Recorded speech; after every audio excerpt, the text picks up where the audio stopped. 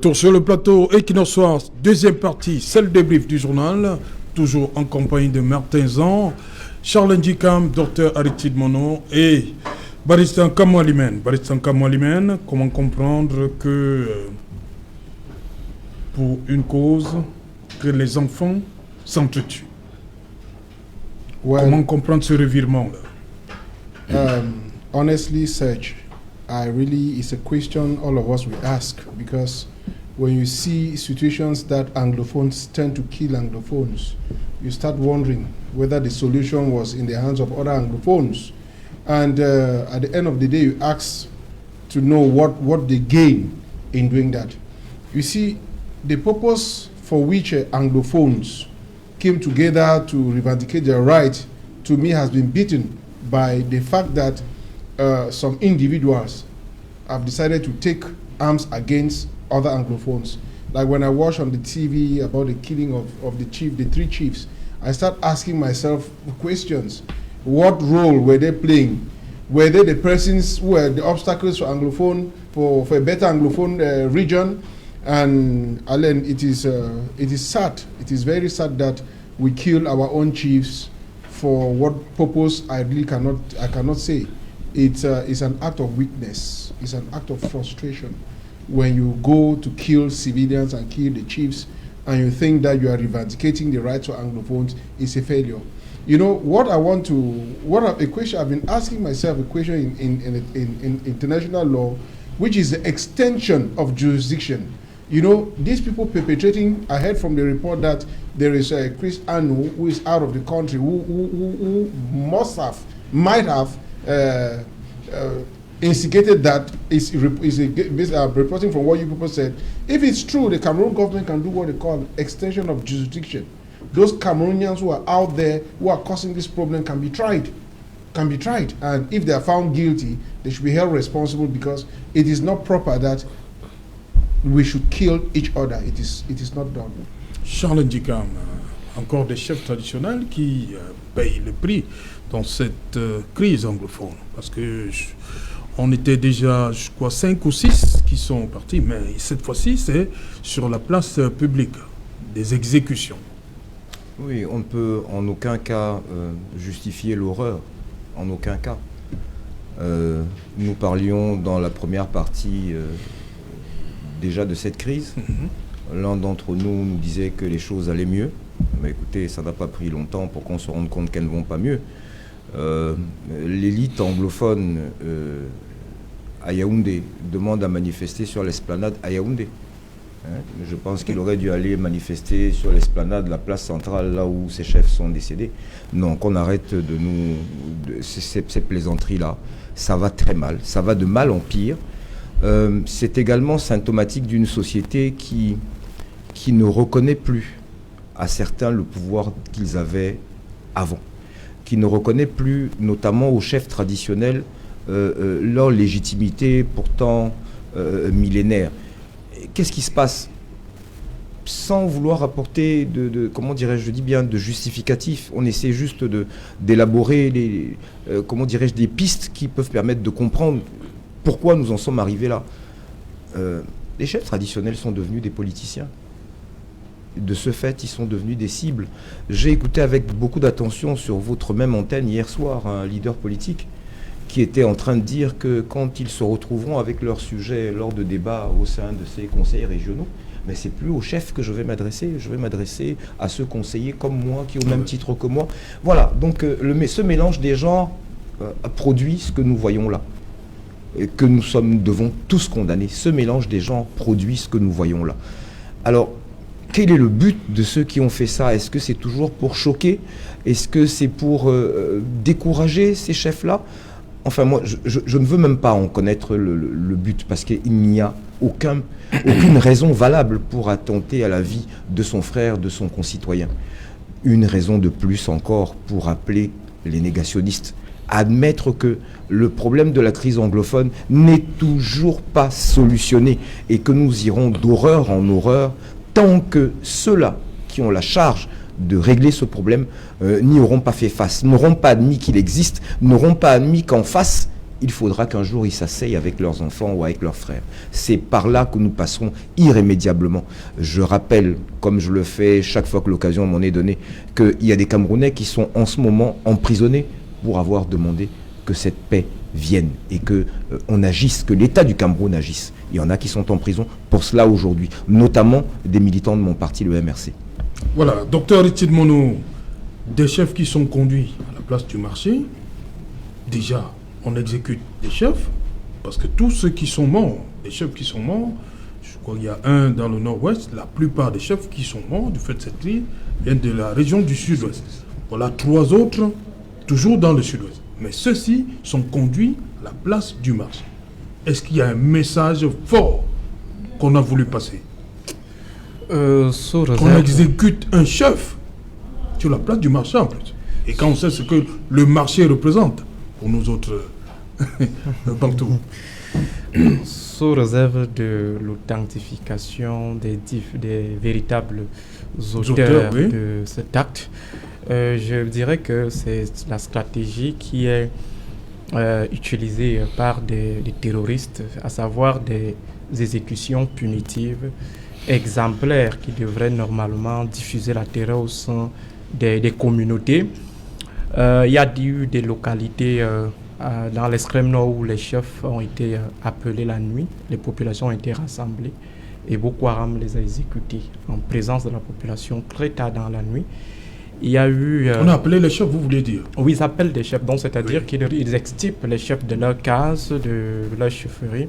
Ils réveillent les populations pour venir assister à l'exécution du chef pour dire à la population qu'en fait, c'est lui qui sera de connivence avec l'ennemi qui était en fait l'État dans cette situation.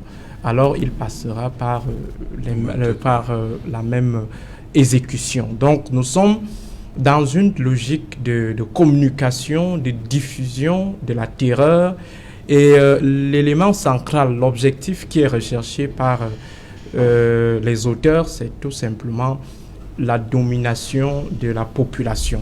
Parce que la guerre asymétrique, c'est généralement la guerre qui est au sein de la population, qui se mène avec les populations et qui tient la population, contrôle en fait l'issue de la guerre. Et on est donc dans ce combat, je l'ai toujours dit, nous ne pouvons pas mettre un terme à la crise, à la guerre dans le Nozo si on n'a pas la population avec nous. Vous avez vu, on a tenté de faire le copier-coller des comités de vigilance qu'on a observé dans l'extrême nord, dans le Nozo. Ça ne tient pas parce que on n'arrive pas à détacher les populations de la cause qui est portée par les Amazoniens. On peut ne pas être d'accord avec la stratégie, avec des moyens qui sont mobilisés qui sont mobilisés par des sécessionnistes, mais toujours est-il que le problème qui est porté, celui de la marginalisation des anglophones, est partagé.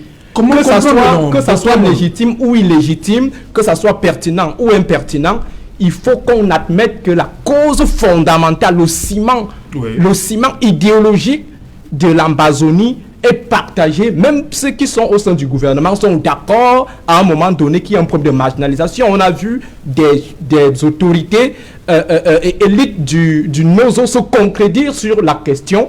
Donc, c'est-à-dire que dans leur subconscient, il y a cet élément qui réside, qui loge, qui est celui de la marginalisation des anglophones. Et là, maintenant, on n'est pas d'accord sur la méthode. Certains estiment qu'il faut prendre des armes. Certains estiment qu'il faut le fédéralisme. D'autres estiment qu'il faut rester dans l'État unitaire.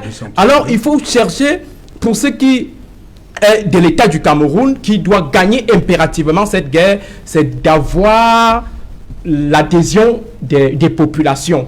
Parce que de l'autre côté, il y a également cette politique. Et il y a deux façons de gagner l'adhésion des populations. On peut utiliser une démarche hard, c'est-à-dire qu'on utilise la force, la brutalité pour obtenir les adhésions. On peut également utiliser la démarche soft, c'est-à-dire qu'on passe maintenant par le discours, par la séduction. Et là maintenant, je pense que la démarche hard qui a été utilisée s'avère inopérante. Donc, c'est-à-dire qu'on force la population anglophone à coopérer, ça ne tient pas. Déjà, cette population n'a pas de garantie que l'État pourra la protéger au cas où elle se décide de tourner le dos de manière officielle, publique, ostentatoire aux ambazoniens. Et deuxième chose, ils ne sont pas rassurés que ce qui constitue le fond même de la crise anglophone pourra être résolu par l'État. Donc on est dans une bataille de la conquête de la population et on sait bel et bien que les chefs traditionnels constitue ce leader communautaire. Donc, c'est-à-dire qui tient les chefs traditionnels, tient les communautés. Il faut maintenant donc commencer à conquérir les chefs traditionnels. Et il y a deux façons, comme je l'ai dit tout à l'heure. Il y a la façon par la force, c'est-à-dire qu'il faut les brutaliser pour obtenir de force les adhésions, ou alors on utilise la séduction. Je pense que les stratèges et les stratégistes qu'on a mis sur la crise anglophone sont, ma foi, inappropriés. Donc, ce casting a été inapproprié. Il fallait des sécuritaires. Parce que les sécuritaires, comme je le disais tout à l'heure, tiennent compte de tous les paramètres, y compris des paramètres anthropologiques. C'est pourquoi, ailleurs, vous avez des anthropologues de la guerre. C'est-à-dire, avant de déployer l'armée, il faut déjà étudier la crise du point de vue anthropologique, du point de vue sociologique, du point de vue économique, du point de vue politique, et voir donc comment est-ce qu'on peut gérer. Et la meilleure guerre, et la guerre la moins coûteuse, comme le disait le grand polémologue Sun Tzu, il disait la guerre la moins coûteuse, c'est celle qu'on gagne sans avoir combattu. Et on pouvait bien gagner la crise anglo. La guerre contre les ambazoniens sans combattre, on peut toujours en limitant les combats. Mais malheureusement, on a pensé qu'on peut gérer cette situation comme celle de Boko Haram, mais on oublie que pour Boko Haram, c'était déjà une menace externe exportée avec une certaine localisation, c'est-à-dire que l'élément global et local s'était fusionné, sans oublier également que Boko Haram a porté un projet qui était à un moment donné illusoire, donc c'est-à-dire un État islamiste, dont c'était Croix-Rever. Si Boko Haram avait utilisé la stratégie de la rébellion locale, je suis convaincu qu'on serait également dans cette forme de situation. Donc on ne peut pas facilement prendre ce qui a été fait dans la lutte contre Boko Haram, faire le copier-coller et mettre ça dans le cadre de la crise anglophone. Avec Boko Haram, on pouvait pousser l'ennemi au Nigeria, mais vous allez pousser les ambazoniens où? Vous allez pousser, parce qu'il y a des ambazoniens actifs, il y a des ambazoniens passifs. Il y a ceux qui sont là, et nous sommes dans une guerre asymétrique. L'ennemi est partout, mais on ne le trouve nulle part. Alors comment est-ce qu'on fait? Il faut conquérir les cœurs des populations. Et c'est là où l'État devrait normalement axer son action depuis 2016. C'est-à-dire avoir la population avec elle. Une fois que la population a adhéré, vous avez vu les victoires du Cameroun sur Boko Haram commencent au moment où on essaye de délier les connivences locales entre les chefs traditionnels et Boko Haram, les imams et Boko Haram et les communautés avec et Boko Haram. C'est pour cela qu'une action avait été engagée pour contenter les populations avec des politiques de développement, ainsi de suite, même si après il y a eu un relâchement parce qu'il y a toujours un fossé entre ce que nos autorités disent et ce qui est fait sur le terrain. Mais toujours est-il que cela a permis d'avoir la coopération. Et si les populations ne s'engageaient pas dans la guerre contre Boko Haram, on ne gagnait pas Boko Haram, ou alors on ne réduisait pas les capacités de Boko Haram. C'est la même chose avec la crise dans nos eaux. Tant que l'État du Cameroun n'arrive pas à contenter la population, et la population a ce préalable, il est partagé. Enlevons l'hypocrisie des ministres et autres. Parce que je suis convaincu qu'en offre, ils sont d'accord avec ce qui est posé comme problème par des ambazoniens. Seulement, ils ne partagent pas la méthode. Ok. Voilà, Martin Zan, Paul Tasson, élite originaire du département du Libyalem, invite les populations à Yaoundé à manifester contre ces exactions perpétrées par on ne sait pas qui. Voilà. Mais il y a des chefs qui ont été exécutés sur la place du marché. Quel impact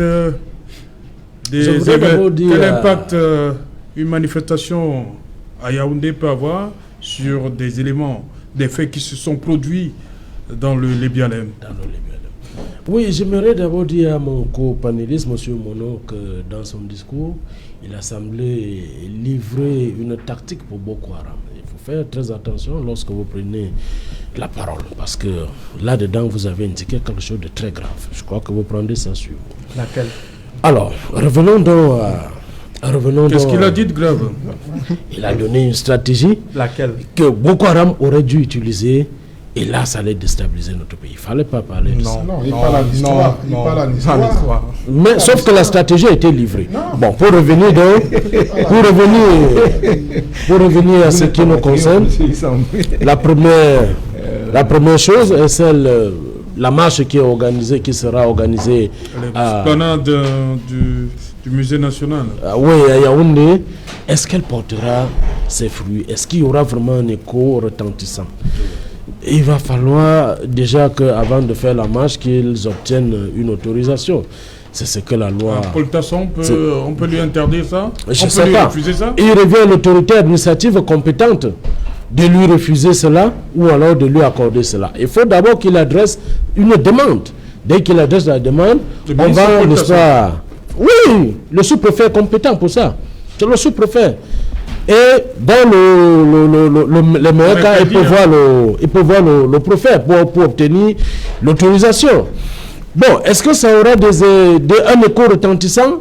Wait and see. Il faudrait d'abord que la marche soit mise sur pied avant de voir quel est, n'est-ce pas, l'impact. Alors, pour revenir donc à cette guerre fratricide, où ceux qui se disent vous admettez maintenant qu'il y a une guerre? Pour ceux qui se disent anglophones, qui tuent encore les chefs anglophones. Voilà. Comment comprendre ça? Vous avez bien dit. Comment comprendre cette guerre fratricide? C'était intolérable. On ne peut pas accepter cela. Le chef de l'État l'a toujours dit dans tous ses discours qu'il garantit la paix et la sécurité à tous les citoyens. Lorsque un soi-disant séparatiste, Phil Marshall, se met dans une posture de terroriste, se met à attraper les chefs, 4 chefs au total qui sont exécutés sur la place du marché, le RDPC et le chef de l'État ne sauraient tolérer. La population camerounaise ne peut pas accepter. Nous condamnons ces actes de barbarie. Nous n'allons pas accepter cela. Cela doit, n'est-ce pas, être recalibré par les forces de sécurité camerounaises. C'est pourquoi on ne peut pas refuser qu'il y ait manifestation mercredi. Il revient, comme je disais, c'est à l'appréciation de l'autorité administrative. Il va falloir que... Il n'y aura pas de risque de trouble à l'ordre public? L'autorité administrative devrait nous dire. Vous savez, M. Serge Alain Autour, il y a une enquête qui sera ouverte. Si, n'est-ce pas, le ministre Paul Tasson fait une demande, on va ouvrir une enquête. On va, n'est-ce pas, délimiter le lieu de la marche. On va donner... C'est pas une marche, c'est un regroupement. Oui. Voilà, il faut qu'il... manifestation à l'esplanade du musée national. Effectivement, il doit donner des garanties à l'autorité administrative comme quoi il n'y aura pas de débordement. Et s'il veut, n'est-ce pas, la protection de la police ou l'armée ou quoi que ce soit, il fait aussi la demande et on lui accorde cela. C'est aussi ça l'état de droit au Cameroun. On accorde, il y a tous les droits. Nous avons une nomenclature en termes de liberté publique. Donc, toutes les lois sont mises et il revient, n'est-ce pas, aux citoyens camerounais d'en faire une demande et on lui accorde, n'est-ce pas, cette autorisation pour une quelconque marche. Barrister, what do you have to say? Ending the program. Well, I just want to appeal to the authorities that they should take the right decisions to see that the Anglophone crisis that has been persisting for almost getting to 5 years soon be resolved. And equally to appeal to the Ambazonians to know that they can resolve our issues, the Anglophone problems, without recourse to killing, without killing other Anglophones. And honestly, I want to call on the administration of the military to educate the military who I believe some of them are doing a very good job. Nobody disputes the fact, but that they should respect human rights and international humanitarian law, and we will have a better country. Charles Dicam, pour vous, ce qui s'est passé, vous avez dit tous les 3 mois, c'est un peu exagéré là? Bah, écoutez, si c'est pas ça, c'est pas loin. Toujours est-il que ça existe, que c'est récurrent, que nous nous retrouverons malheureusement encore en train de commenter ce genre d'horreur parce que ce qui doit être fait n'est pas fait.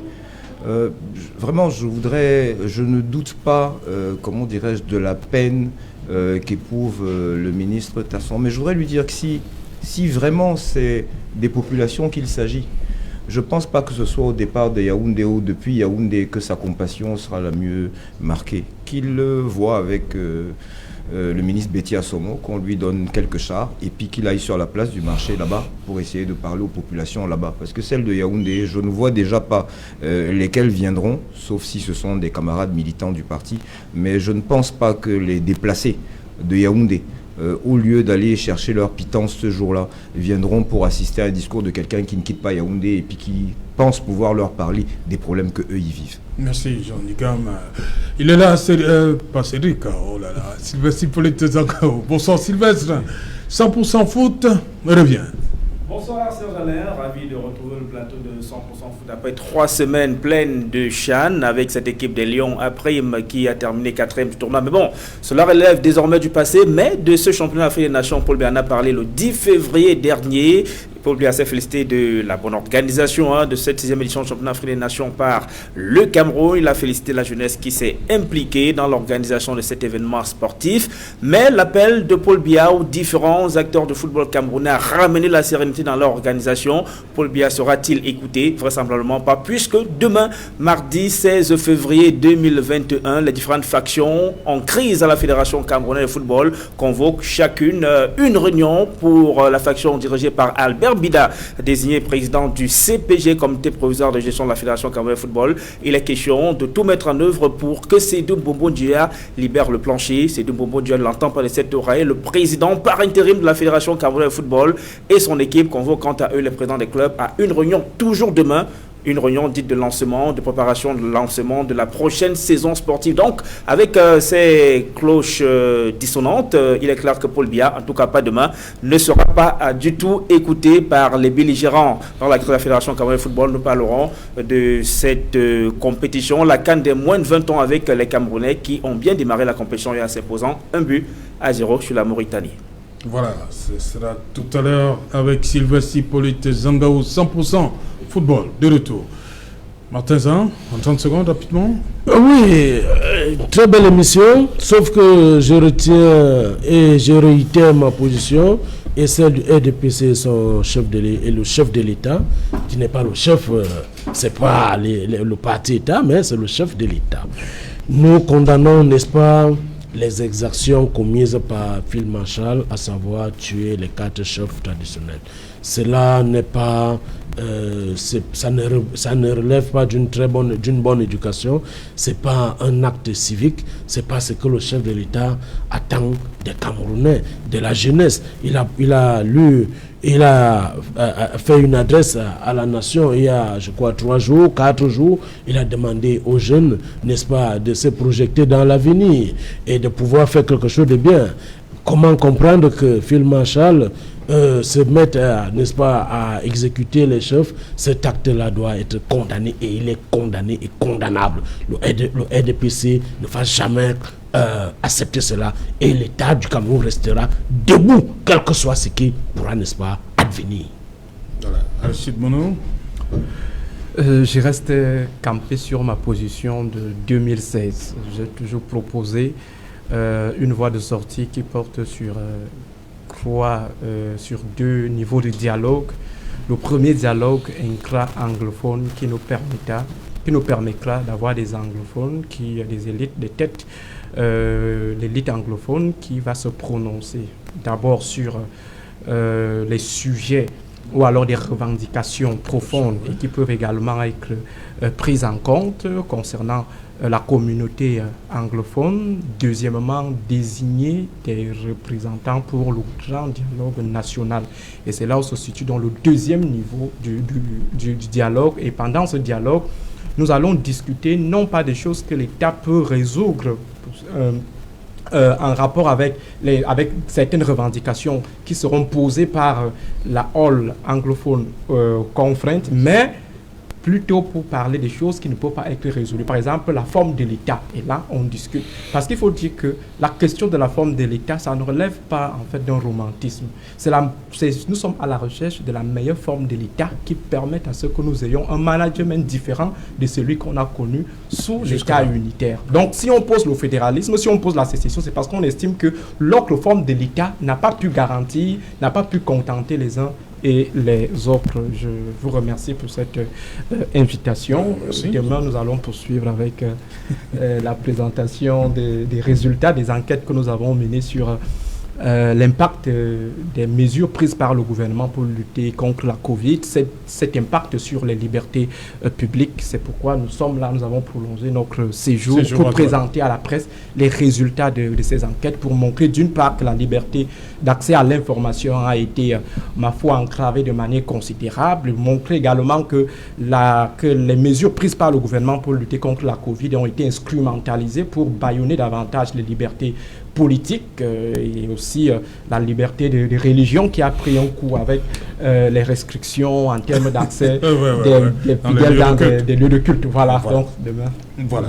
Merci docteur Aristide Monod d'être venu, d'être resté, on va le dire comme ça, parce que vous êtes là depuis vous avez eu à droit réponse. Merci Charles. Merci Serge Alain-Outou. Merci beaucoup. Je prendrai à mon compte une partie de ce que j'ai encore entendu sur une émission hier soir, et je prendrai également ce que vient de dire le docteur, à savoir qu'il y a des ambazoniens actifs et des ambazoniens inactifs. Voilà. Et tant qu'on restera sur ceux-là, qu'on cite là, les Phil Marchard des compagnies, qu'on oubliera ceux qui sont inactifs, toute mesure sera inopérante. Il est grand temps, et je pense qu'on a pris des mots qu'on a jetés en pâture, fédéralisme, etc. Mais en réalité, le problème n'est pas là. Le problème, c'est qu'aujourd'hui, il y a une économie de guerre qui profite à quelques-uns, et au détriment du plus grand nombre. Il faudra qu'à un moment donné, celui-là qui n'arrive même pas à se faire écouter des footballeurs finisse par trouver le bon ton et la bonne personne pour parler au Cameroun. Voilà, merci Martin Zan, merci Barrister Nkamwa, thank you. Thank you so much. I want to greet the population of Northwest and Southwest and to tell them that they are special people and I love them. Ok, merci. Madame, Monsieur, c'est terminé pour ce premier numéro de la semaine, et qu'il en soit, on se retrouve demain lorsqu'il sera 19h. Bonsoir, Bacon.